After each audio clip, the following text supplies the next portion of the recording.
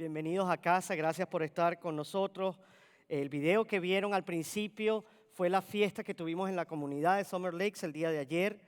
Para la gloria de Dios llevamos alegría a los niños, el evangelio, y gracias a una gran cantidad de voluntarios vimos a tanto adultos como a niños venir a los pies del Señor. Así que quiero públicamente darle las gracias a todos aquellos que lo hicieron posible. Amén. Y algo que les comentaba a ellos es que cuando nos íbamos de la comunidad, pudimos ver a un grupo de niños que se despedían de nosotros con una alegría, prácticamente diciendo gracias por haber venido y pidiéndonos que fuéramos de vuelta. Y eso realmente llenó nuestros corazones, tocó nuestros corazones. De hecho, me hizo recordarme cuando fui a España y estuvimos visitando una comunidad donde son niños prácticamente que nadie se acuerda de ellos. Y allí estábamos un grupo de nosotros con nuestros socios allá en España visitando esta comunidad y haciendo algo muy similar a lo que hicimos acá. Y podíamos ver la alegría que había en esos niños al recibir la esperanza y que alguien se acordaba de ellos.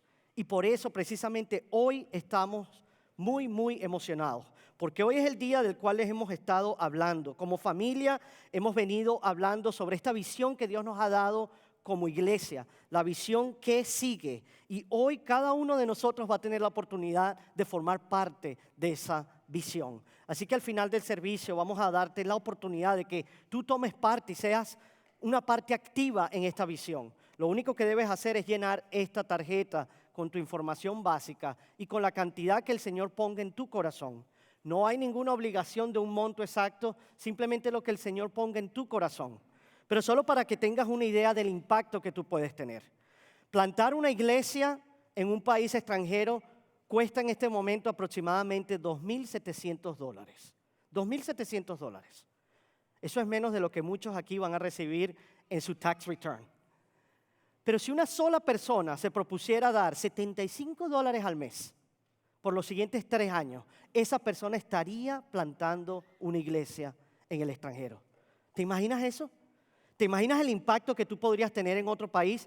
Tal vez sea tu país, porque estamos en Cuba, en Nicaragua, en Dominicana, y vamos hacia Perú, y vamos a seguir bajando hacia el sur. ¿Te imaginas lo que sería plantar una iglesia en tu país?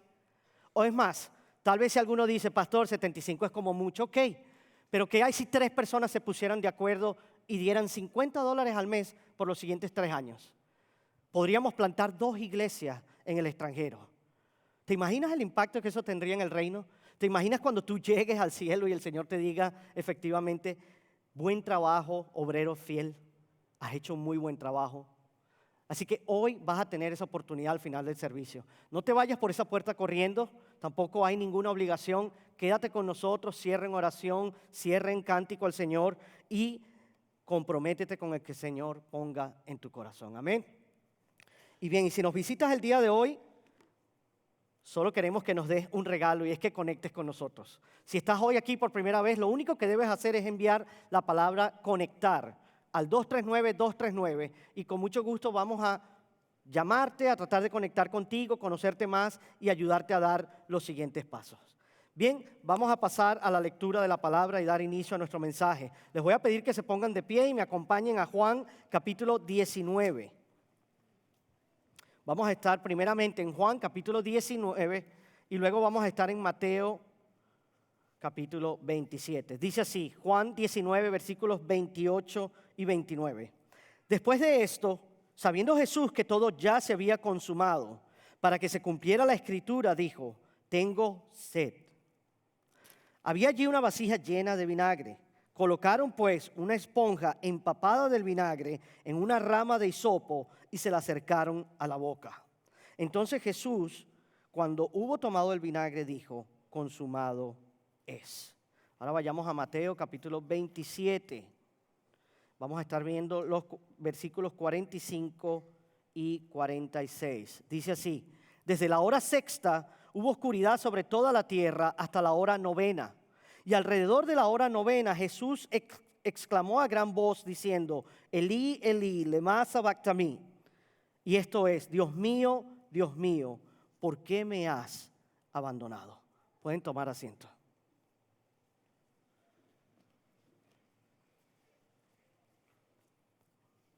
A ver, una pregunta que quisiera hacerles hoy. ¿Alguna vez te has preguntado qué tan bueno eres tú para soportar el dolor? ¿Cuántos de los que están aquí son buenos soportando el dolor? No los tumba ni una jaqueca. ¿Y cuántos de los que están aquí les cuesta mucho lidiar con el dolor? Amén. Cada uno de nosotros experimenta el dolor de distinta manera, así que no se sienta mal por eso. Para algunos el dolor es algo muy pasajero y saben cómo lidiar y soportarlo. Para otros el dolor es algo insoportable, algo que no pueden aguantar. Y en nuestra cultura hispana sabemos lo que nos han enseñado. Todos nosotros que venimos de países hispanos sabemos que nosotros crecimos con la idea de que siempre hay que aguantar. Desde pequeñitos nos decían, aguante, mijito, aguante, sea hombrecito, no es para tanto. ¿No es así? Desde pequeños nos enseñaron. O si no, venía la abuelita a consentirnos y nos decía, tranquilo, mijito, que eso se te quita con un tecito. ¿Sí? Pero definitivamente había un clásico remedio universal. ¿Lo recuerdan? Como hispanos, el remedio clásico universal era el Big Vaporú. El Big Vaporú servía para todo lo que había. Para el dolor del pecho, para el dolor muscular, para la gripe, hasta para el estrés. Todo podía solucionarse con Big Vaporú. Es más, si algo no se cura con Big Vaporú, entonces ya no hay más remedio. Ahí sí hay que preocuparse. Pero aunque tú y yo nos reímos de esto refleja algo muy real. Nosotros somos una gente que trata de seguir adelante a pesar del dolor. Y a nosotros nos enseñaron a resistir, a no quejarnos tanto, a echarles ganas. Pero también sabemos que hay dolores que no se quitan con un remedio casero. Hay dolores que son profundos, hay heridas que no se ven, pero que pesan mucho en el alma. Como la pérdida de un ser querido, como la traición de un amigo, como la soledad, como la culpa. Y aunque por fuera nosotros hemos aprendido ese mecanismo y siempre decimos, oh no, todo está bien, por dentro sabemos que realmente no es así. Y la realidad es la siguiente, el dolor nos confronta. La realidad es que el dolor nos confronta, porque el dolor nos deja al descubierto. El dolor revela nuestros límites y el dolor nos muestra que somos frágiles, más frágiles de lo que creemos. Y también nos muestra que tú y yo no tenemos el control, que muchas veces tenemos poco control sobre lo que sucede. Y también nos enseña que necesitamos ayuda. El dolor hace todo eso en nuestra vida. Y en medio de esa verdad hay algo mucho más profundo que tú y yo debemos entender. Nadie en la historia de la humanidad ha experimentado jamás el nivel de dolor y sufrimiento que Jesús soportó por ti y por mí en la cruz. No fue solo un dolor físico, sino un dolor espiritual, la carga del pecado, la ira justa de Dios. Y lo más impresionante es que no lo hizo ni por obligación ni por accidente. Lo hizo de manera intencional. Jesús eligió pasar por ese sufrimiento por ti y por mí. Así que hoy continuamos analizando las palabras que Jesús dijo desde la cruz. Y hoy estaremos en la cuarta y quinta frase que Jesús pronuncia a la hora de su muerte. Y como hemos venido diciendo, son 7 frases porque representan en su plenitud todo lo que Jesús deseaba que tú y yo supiéramos mientras Él estaba muriendo por nosotros. Así que cada palabra que Él pronunció tenía un peso inmenso, porque cada palabra que Él pronunció le costó un precio muy alto. Así que Él lo hizo de manera intencional, porque cada aliento era doloroso. Cada frase entonces tenía intención. Y la cruz nos va a mostrar que el corazón de Dios, y es un corazón que nos acompaña en el sufrimiento y la muerte, para que tú y yo no tengamos que enfrentar la muerte y el sufrimiento eterno. Las últimas palabras de Jesús en la cruz también nos van a recordar el amor que Dios siente por cada uno de nosotros. Y también nos van a dar valor para que tú y yo vivamos nuestra vida para Él cada día. Así que el día de hoy, en la cuarta y quinta palabras desde la cruz, vemos el amor de Dios por nosotros porque Jesús sufrió física y espiritualmente en nuestro lugar. Vamos a ver cómo se ve eso en el punto número 1. Jesús sufrió físicamente en nuestro lugar. Y eso lo vemos cuando nos dice, tengo sed. Acompáñenme al versículo 28 en el capítulo 19 de Juan. Dice, después de esto, Juan nos está narrando y le está dando continuidad a un hecho. Y para ese momento, cuando dice después de esto, ya son las 3 de la tarde. Continúa diciéndonos la palabra, sabiendo Jesús que todo ya se había consumado, dijo entonces, tengo sed. Tengo sed. Esto es maravilloso porque esta es una de las evidencias más claras de que Jesús era verdaderamente humano. Esta es la evidencia más clara de que su sufrimiento era real. Jesús no era un espíritu y Jesús tampoco estaba fingiendo. Él sintió el sufrimiento plenamente. Y la razón por la que esta es importante para nosotros es porque hoy en día el enemigo, Satanás, él quiere que tú y yo minimicemos el sufrimiento de Jesús. Él quiere que tú y yo hagamos del sufrimiento de Jesús algo mínimo, porque así, si logramos hacer eso, tú y yo no podemos ver nuestro pecado como algo tan ofensivo y tan grotesco como lo es a los ojos de Dios. Una vez cuando entrevistaron al director de la película La Pasión de Cristo y le preguntaron por qué su película era tan gráfica, esto fue lo que él dijo. Él dijo que muchas veces se ha suavizado tanto la cruz que ya pierde su impacto. Ya deja de ser algo real, parece una historia más. Pierde su impacto, deja de ser real y deja de ser emocional. Entonces, él como director quería mostrar la magnitud del sacrificio que Jesús hizo por nosotros. Y lo quiso hacer para que la gente entendiera cuán horrible fue en realidad. Y esto es lo que tienes que tener en cuenta. La cruz, por más que la queramos suavizar, no fue algo bonito. Fue algo horrendo. Porque la crucifixión era una de las formas más brutales de tortura que jamás se hayan inventado. De hecho, fue inventada por los persas unos 700 años antes de Cristo, pero luego vinieron los romanos y la perfeccionaron. Y entonces añadieron ese madero horizontal. Era un instrumento de terror. Así era como controlaban a todos los súbditos del imperio.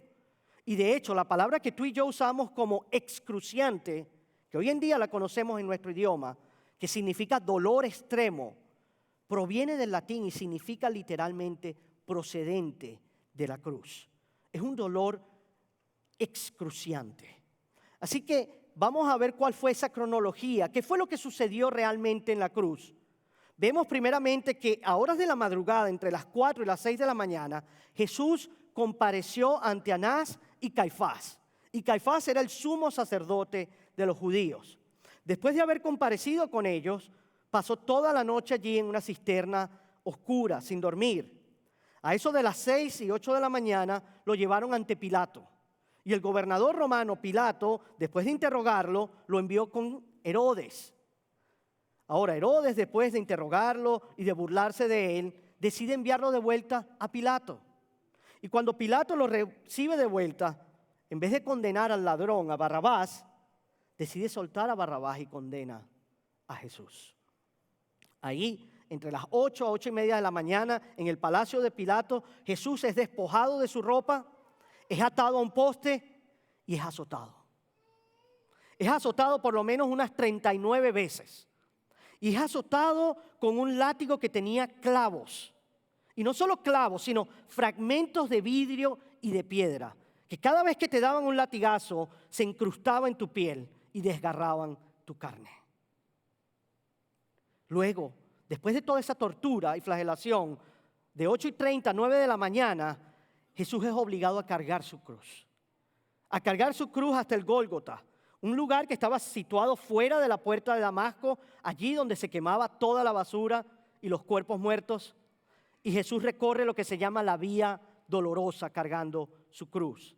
Es más, estaba tan débil Jesús después de esa flagelación que a medida que van caminando consiguen a un hombre, Simón de Cirene, y lo obligan prácticamente a que lo ayude a cargar el travesaño de la cruz, que pesaba más o menos unos 50 kilos. Luego, a las 9 de la mañana, Jesús es despojado de la ropa que se había pegado a su cuerpo ensangrentado. Imagínate el dolor que sintió al quitarle esa ropa. Su rostro estaba hinchado por los golpes. Los soldados descargaron toda su frustración sobre él. Luego le clavaron en la cabeza una corona de espinas de acacia a golpes. Y después le atravesaron las muñecas y los talones con clavos de 23 centímetros. Y así lo fijaron a esa cruz. Tenía un clavo en cada talón, lo cual también le impedía levantarse sin que sintiera un dolor insoportable. Y luego, para continuar la burla, pusieron un letrero sobre su cabeza. Y el letrero decía: Jesús, Rey de los judíos, tanto en griego como en hebreo y arameo. Y por allí a las 9:30, entre las 9:30 y el mediodía, aquellos que lo golpean, aquellos que se burlan, Jesús pronuncia unas palabras. ¿Recuerdas cuáles fueron sus primeras palabras? Padre, perdónalos, porque ellos no saben lo que hacen. Jesús vino a amar, Jesús vino a sanar, Jesús vino a perdonar, incluso a aquellos que estaban maltratándolo y torturándolo y burlándose de él. Luego, allí entre dos criminales, Jesús le promete a uno de ellos, al que cree en él, ¿recuerdan la promesa que les hizo? Hoy estarás conmigo en el paraíso. ¡Wow! ¡Qué promesa! Lo mejor que alguien podría oír en su último aliento de vida. Y después Jesús ve a su madre y ve a Juan allí al pie de la cruz y le dice: mujer, he ahí tu hijo. Y a Juan le dice: he ahí tu madre. Es decir, incluso mientras moría, Jesús seguía preocupándose y cuidando de su madre. Luego, cuando llega el mediodía, nos dice la palabra que hubo una oscuridad. Pero no una oscuridad como los apagones que se dan en nuestros países. Una oscuridad total, una oscuridad que cubrió toda la tierra. Y sabemos que ni siquiera fue un eclipse solar, sino un acto de Dios. No fue algo natural, no fue un eclipse, era Dios obrando. Porque la Pascua cae a mediados del mes.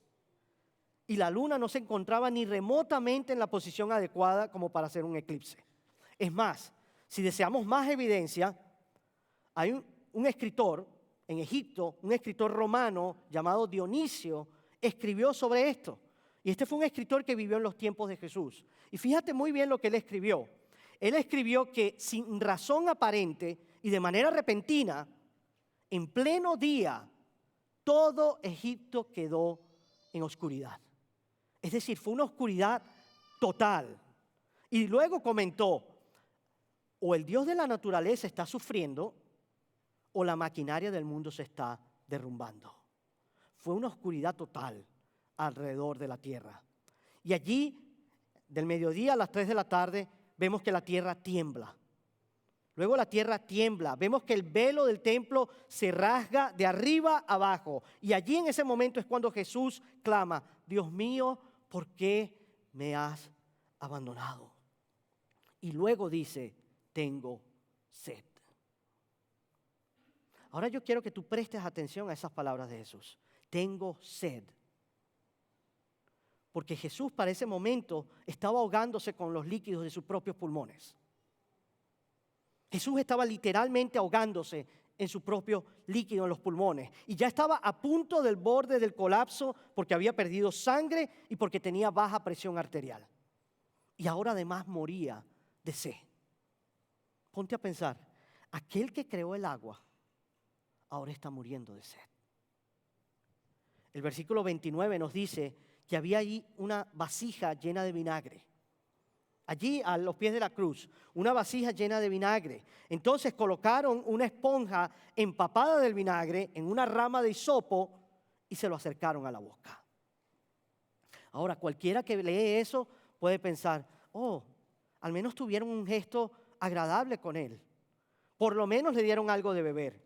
Pero no nos confundamos, porque lo que ellos le dieron no era esa mezcla con mirra que le habían dado antes para que aliviara el dolor, para que soportara la flagelación. Esto se trataba de vinagre que no era apto para el consumo. Esto se trataba de un vinagre que era utilizado más bien como limpiador. Y es más, si quieres saber de dónde proviene la esponja con la que le dieron vinagre, solo te puedo decir que a los soldados romanos le entregaban esponjas para que se limpiaran después de ir al baño. Eso quiere decir que le restregaron en la boca a Dios una esponja empapada con vinagre y contaminada con excremento. Eso fue lo que le dieron a Dios. Eso no era misericordia. Eso era más y más burla contra Dios. Y la pregunta que surge entonces es ¿por qué? ¿Por qué Jesús atravesaría todo esto? ¿Por qué Jesús más bien nos llama a los ejércitos angelicales para que vengan y lo liberen? ¿Por qué no lanza rayos sobre los enemigos y los pulveriza? Porque lo que le está sucediendo no es justo.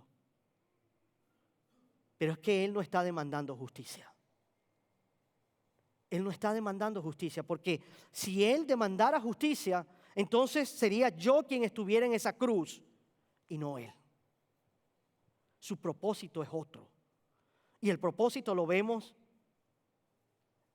en el versículo 28. Dice, para que se cumpliera la Escritura.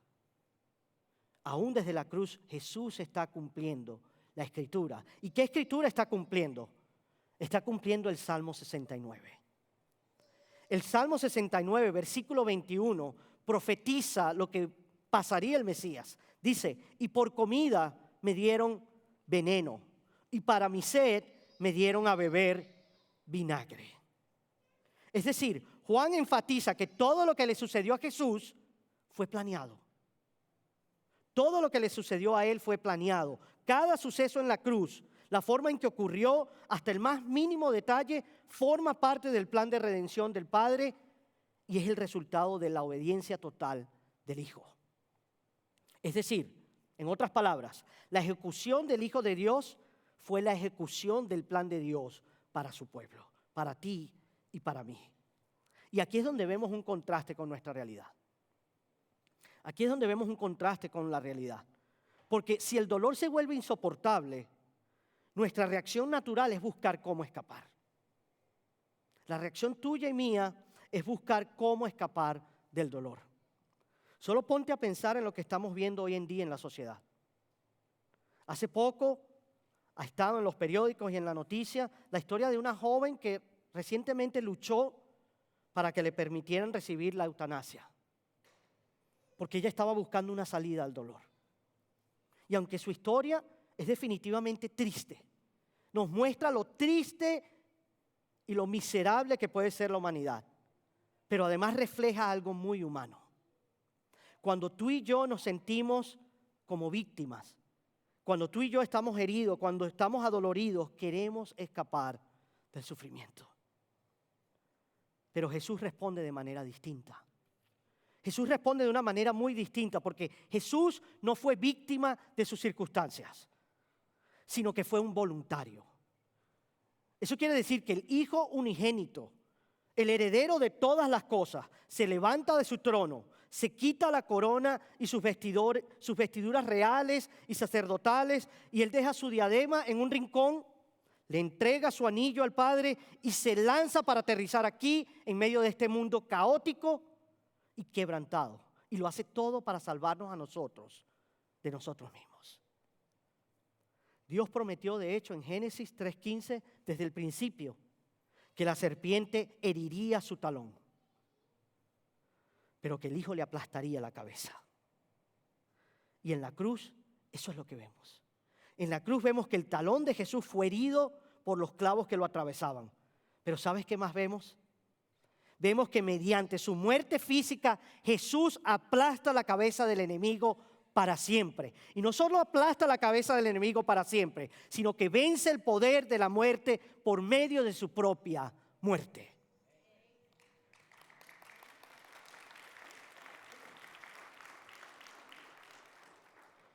Y no solo sufre Jesús de una manera física, sino que también de una manera que tú y yo nos cuesta entender, de una manera espiritual. Y ese va a ser nuestro segundo punto. Jesús sufrió espiritualmente en nuestro lugar. Dios mío, ¿por qué me has abandonado? Vemos en Mateo capítulo 27, ahora nos vamos al Evangelio de Mateo, y el versículo 46 nos dice, antes que él dijera, tengo sed, hubo algo que él exclamó, y él exclamó a gran voz, Dios mío, ¿por qué me has abandonado? Ahora, cada respiro de Jesús era doloroso. Y aún así, Él gritó. El verdadero sufrimiento de Jesús no fue tanto lo físico, sino más bien lo espiritual.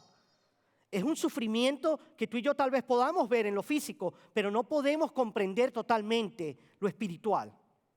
Es un poco incomprensible para nosotros. Es por eso que cuando nosotros vemos en los días antes a ese suceso, vemos a Jesús que se encuentra allí en el jardín de Getsemaní, que literalmente significa prensa de olivas. Y es allí donde vemos a Jesús prácticamente ser aplastado hasta el punto que ora con angustia y suda gotas de sangre. Pero no era tanto por el dolor físico que él iba a experimentar, sino por el dolor espiritual y por la copa que estaba a punto de beber. En Mateo capítulo 26, versículos 39, Jesús ora y le dice al Padre: Padre mío, si es posible que pase de mí esta copa, pero que no sea como yo quiero, sino como tú quieras. Es decir, es como si Jesús le estuviera diciendo: papá, si hay otra manera de salvar a la humanidad, hagámoslo así. Si las personas pueden salvarse siendo lo suficientemente buenas, o siguiendo rituales religiosos, o equilibrando su karma, tal vez empezando como un saltamonte hasta que alcancen el nirvana. O si las personas pudieran salvarse tal vez haciendo una visita a la Meca, como hacen los musulmanes. O si las personas pudieran salvarse tal vez obedeciendo al pie de la letra la ley. Si hay otra manera que no sea la cruz, tomemos esa opción. Hagámoslo de esa manera. Pero que no sea mi voluntad, sino que sea tu voluntad. Y si no hay otra manera, entonces yo iré. Y Jesús está aquí citando textualmente el Salmo 22. El Salmo 22 dice: Dios mío, ¿por qué me has abandonado? ¿Por qué están tan lejos de mi salvación y de las palabras de mi clamor? Ahora ponte a pensar, cuando Jesús pronuncia esas palabras, todo aquel que estaba allí presente y que había asistido a la escuela hebrea conocía el Salmo 22. Todos los que estaban allí conocían el Salmo. Es más, lo conocían tan bien que era un cántico que entonaban y que memorizaban en la escuela. Así, desde la escuelita dominical. Y aquí vemos a Jesús citando este Salmo. Y así nos damos cuenta que el Salmo 22 es una descripción detallada, muy detallada de lo que Jesús vivió en la cruz. Y es un salmo que fue escrito 1000 años antes de su crucifixión. Incluso siglos antes de que existiera ese método de ejecución. Así vemos que el Salmo 22 no era solo la experiencia del rey David, sino que nos apunta a algo mayor. Se refería al Mesías. Eso nos quiere decir que Jesús no solo está sintiendo el Salmo 22. Jesús está cumpliendo la profecía del Salmo 22.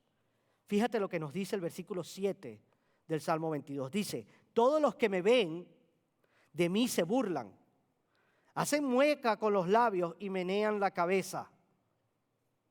Versículo 14: soy derramado como agua, mi corazón es como cera. Versículo 16: han traspasado mis manos y mis pies. Salmo 22, 18: se reparten entre sí mis vestidos y sobre mi ropa echan suertes. ¿Ves cómo describe cada detalle de lo que el Hijo de Dios, el Mesías, sufrió en la cruz? Así que cuando vemos a Jesús decir: Dios mío, ¿por qué? No es que Jesús esté haciendo una pregunta. Jesús está orando. Jesús está orando el Salmo 22. No está haciendo una pregunta como si no supiera lo que sucede o como si estuviese desamparado, sino que está clamando desde lo más profundo de su agonía. Y si te fijas, esa es la única vez que se dirige a Dios como Padre. Él sabía que esto iba a ocurrir. Jesús lo sabía, pero eso no quiere decir que no doliera. Aún así dolía, porque Jesús, el creador del mundo, ahora estaba siendo prácticamente deshecho, quebrado. Y si te pones a pensar de esa frase que él dice: ¿por qué me has abandonado? ¿Qué es el abandono? Probablemente muchos de los que estamos aquí lo hemos experimentado. El abandono es ser rechazado, es ser dejado, es ser olvidado, ser traicionado o ser despreciado o abandonado a tu suerte. Si quieres verlo en ejemplo, el abandono es como esa sensación que un niño siente cuando te olvidas de él en la tienda. Eso es abandono. El abandono es como el cónyuge que se va por esa puerta y dice, se acabó, quiero el divorcio. El abandono es ese amigo que te traiciona y que se desaparece cuando más lo necesitas. Ahora, imagínate todo ese sentimiento y multiplícalo al infinito. Eso es lo que estaba sintiendo Jesús. Y esto que dice la palabra no significa que la Trinidad se rompió, para nada. Lo que significa es que el Hijo tomó el lugar de los pecadores y experimentó lo que nuestro pecado merece. Dios estaba tratando a Jesús como tú y yo merecíamos ser tratados. Jesús estaba soportando toda la ira de Dios contra el pecado. Jesús estaba atravesando los horrores y la agonía del infierno. Allí lo tenía Dios y estaba derramando toda su ira contra el pecado y contra los pecadores, contra ti y contra mí, sobre su propio Hijo.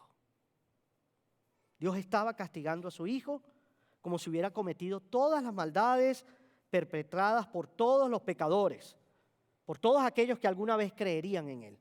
Estaba pagando por los pecados del pasado, por los pecados del presente y por los pecados del futuro.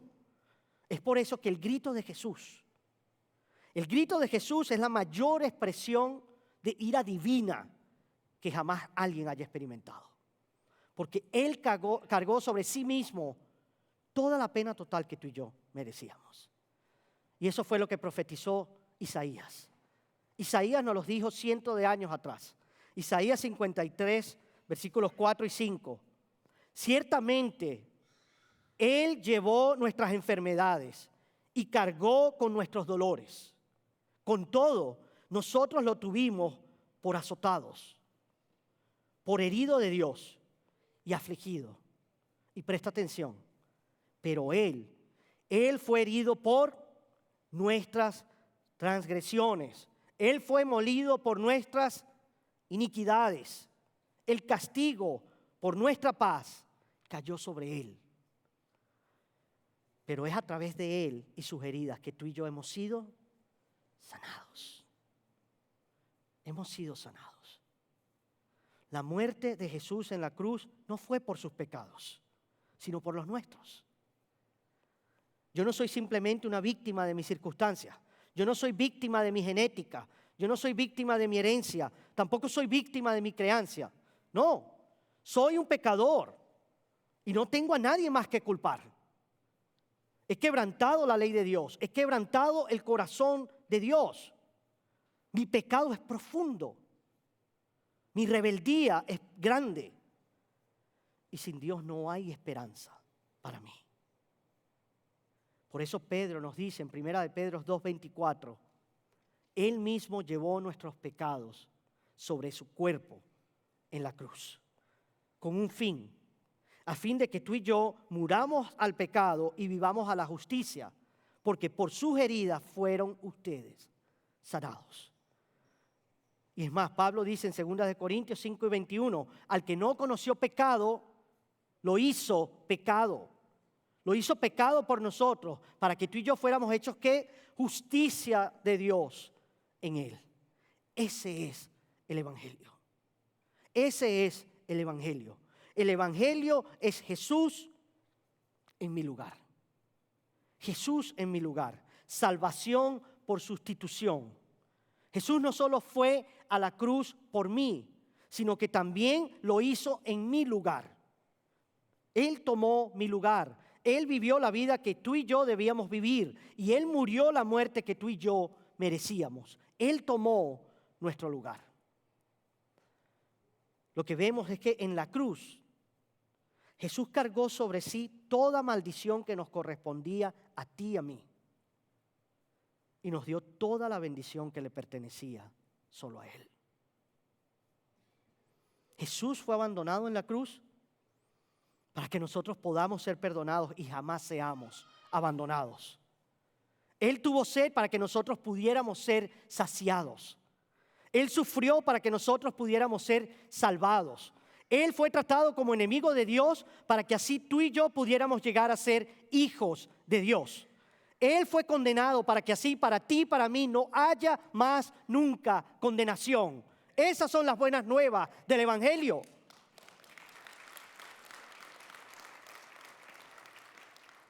Dios hizo por nosotros lo que nosotros jamás podíamos hacer por nuestra propia cuenta.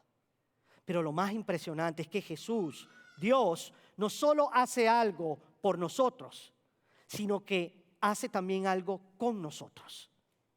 Él no solo fue a la cruz por nosotros y no solo hizo algo en lugar de nosotros, sino que Él hace algo también con nosotros. ¿Y tú sabes qué es lo que hace?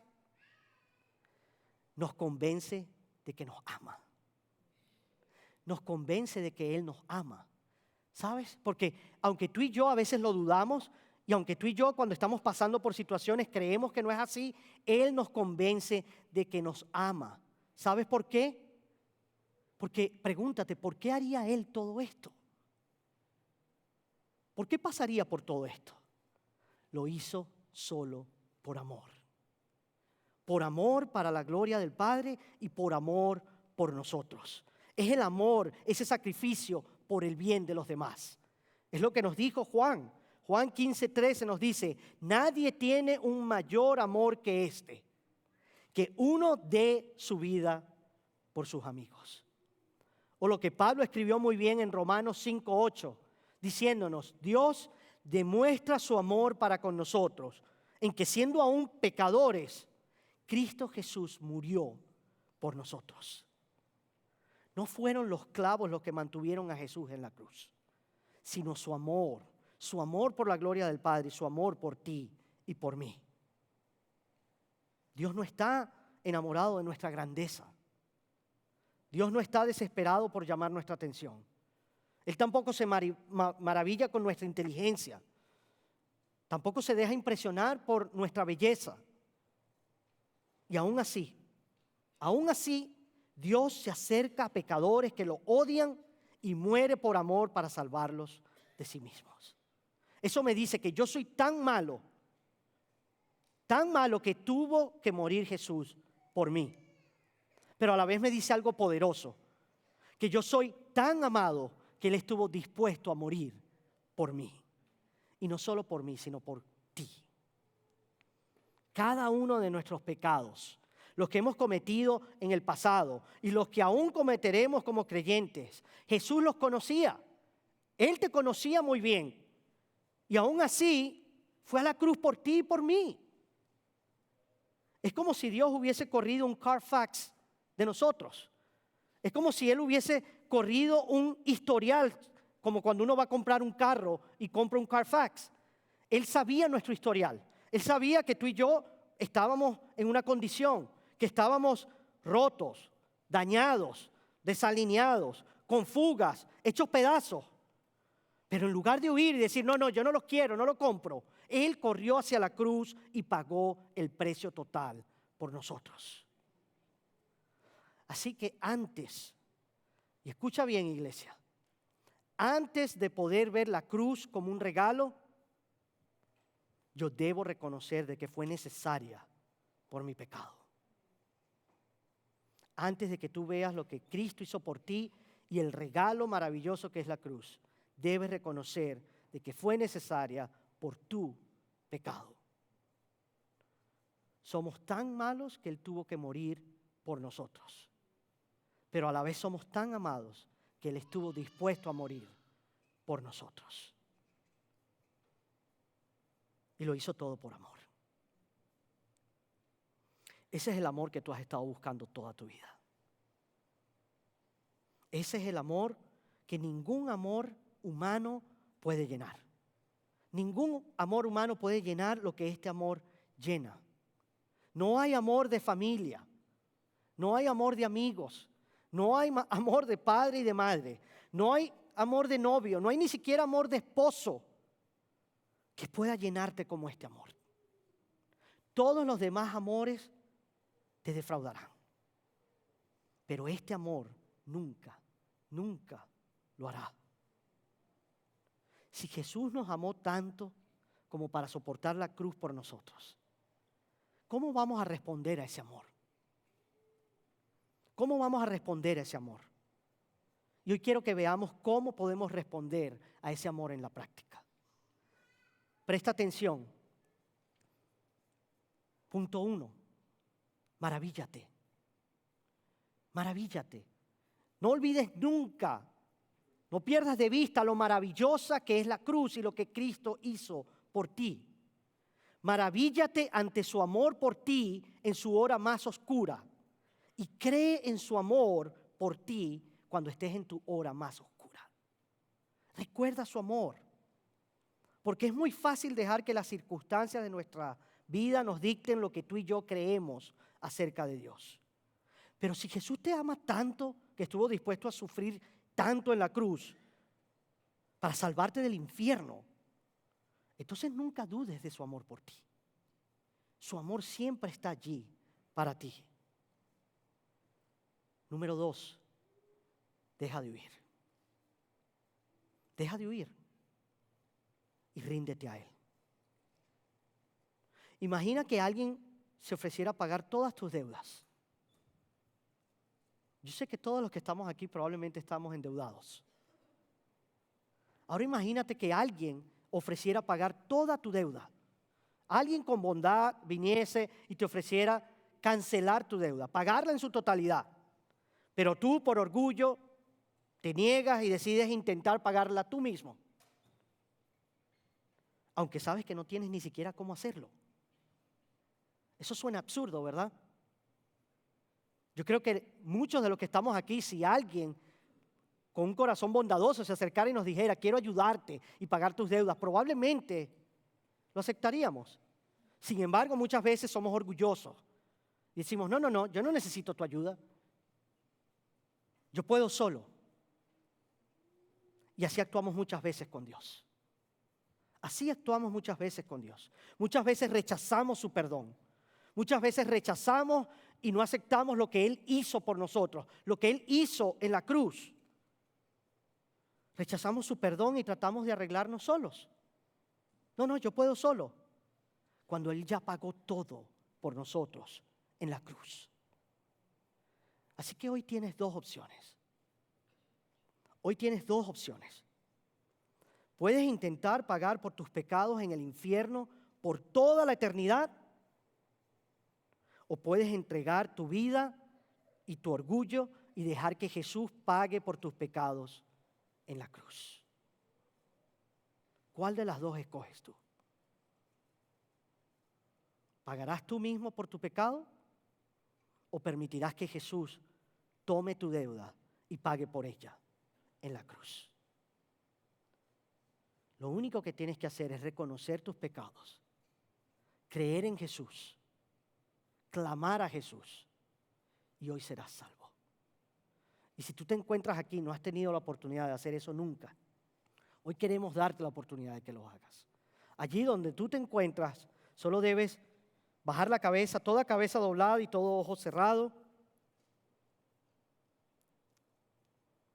Y no queremos terminar este servicio y no queremos que salgas por esa puerta sin darte la oportunidad de poner tu fe y tu confianza en Jesús.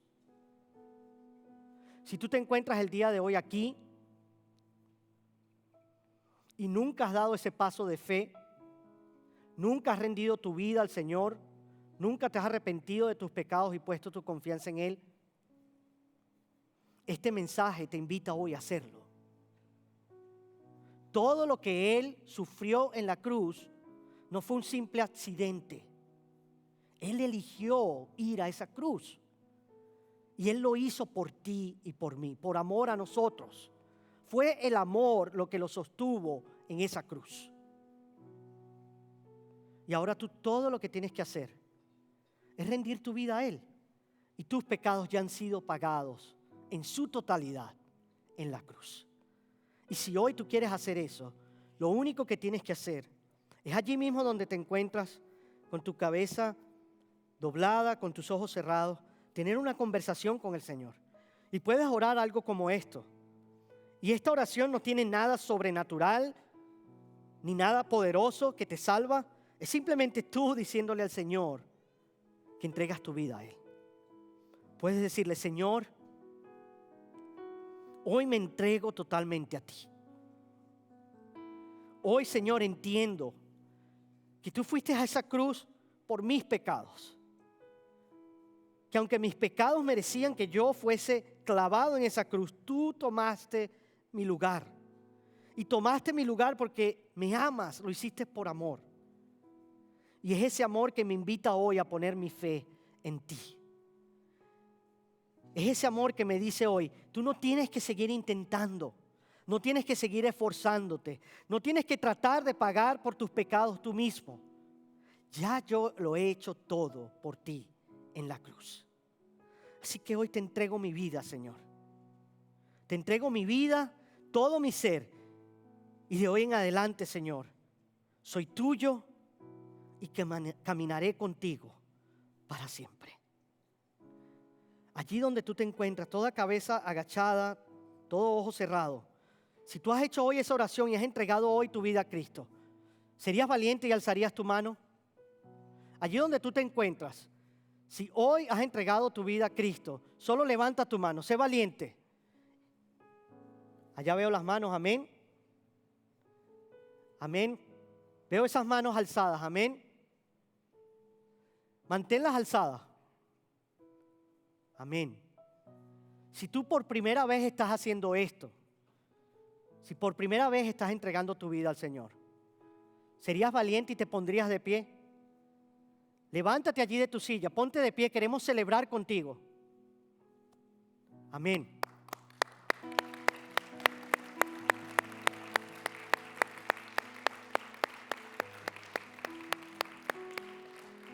Amén.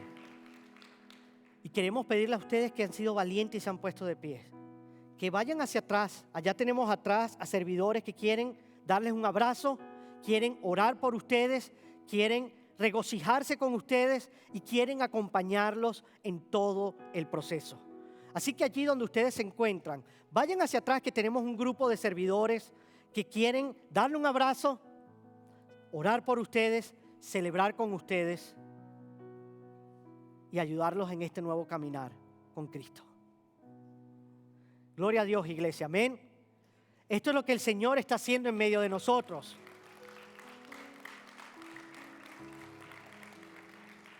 Él sigue moviéndose, Él sigue salvando, Él sigue obrando. Y precisamente porque Él sigue haciendo eso, este es el punto número 3. Tú y yo, que hemos sido los recibidores de ese amor, de esa gracia, de esa salvación, ahora tenemos que salir afuera y compartir las buenas nuevas. Ese es el tercer punto. Comparte su amor con todas las personas en todas partes. Si la buena noticia es que no hay nadie tan insignificante como para que Dios no lo busque, si no hay nadie tan insignificante para que Dios lo pase por alto, si no hay nadie tan insignificante o tan culpable para que Dios lo abandone, si no hay nadie tan roto que Dios no pueda arreglar, si no hay nadie tan enfermo que Dios no pueda sanar, si no hay nadie tan perdido que Dios no pueda encontrar, entonces tú y yo debemos ir y compartir ese mensaje con todos en todas partes. Y parte de compartir ese mensaje es comprometiéndonos con la obra de Dios. Es siendo fieles a lo que el Señor nos llama a hacer. Y ahora vamos a invitarlos a ponerse de pie. Y esperamos que hayas tenido oportunidad en oración de llenar tu tarjeta y de expresar cuál es tu contribución y tu compromiso con el Señor. Jesús nos dio lo primero de Él. Así como Jesús nos dio lo primero y lo mejor de sí mismo, nosotros debemos darle lo primero y lo mejor de nuestro corazón y de nuestra vida. Con alegría, con sacrificio. Porque Él no dudó en ir a esa cruz por nosotros. Él lo entregó todo. Nada de lo que tú y yo podamos dar se compara con lo que Él nos dio. ¿Lo crees? Nada de lo que podamos dar se compara con lo que Él entregó por nosotros. Aunque yo entregara todo lo que tengo en este mundo, aún sería demasiado poco. Porque su amor es tan grande, tan divino, que exige todo lo que somos. Nuestra vida, nuestro corazón, nuestro ser, absolutamente todo sobre nosotros. Así que en este momento, a medida que el grupo de alabanza canta esta última canción, queremos que tú tomes este momento y que hagas esa ofrenda agradable a los ojos del Señor. Ven adelante y trae tu tarjeta y deposítala en las cajas. Hazlo con fe, con confianza, sabiendo que Dios va a multiplicar porque estás siendo obediente y estás participando en lo que Él está haciendo. Sabiendo que el granito de arena que tú pones hoy va a dar fruto al 100% el día de mañana. Amén. Así que vamos a entonar juntos esta canción y ahora los invito a pasar adelante y traer su tarjeta, hacer esa ofrenda fragante al Señor que sea agradable a Él. Amén.